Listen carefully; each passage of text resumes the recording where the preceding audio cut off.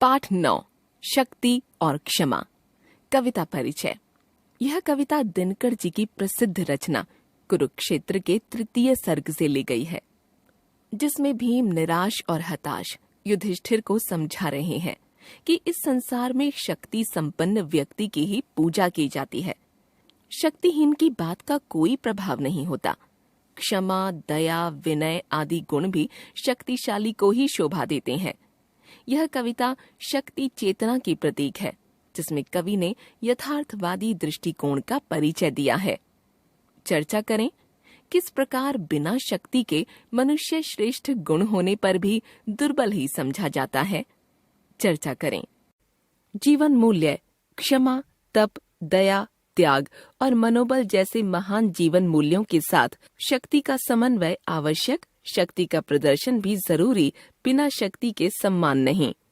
क्षमा, दया, तप, त्याग, मनोबल सबका लिया सहारा, पर नर व्याघ्र सुयोधन तुमसे कहो कहाँ कब हारा।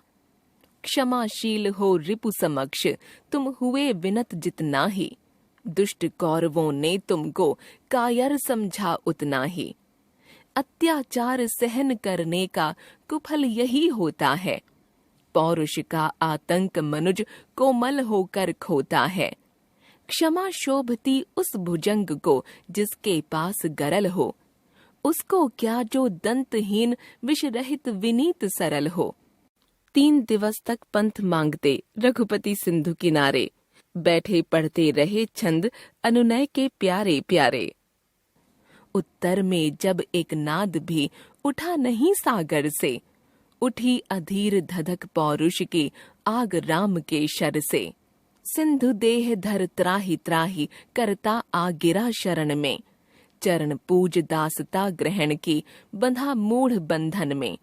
सच पूछो तो शर में ही बसती है दीप्ति विनय की, संधि वचन संपूज्य उसी का जिसमें शक्ति विजय की। सहनशीलता दया क्षमा को तभी पूजता जग है, बल का दर्प चमकता उसके पीछे जब जगमग है।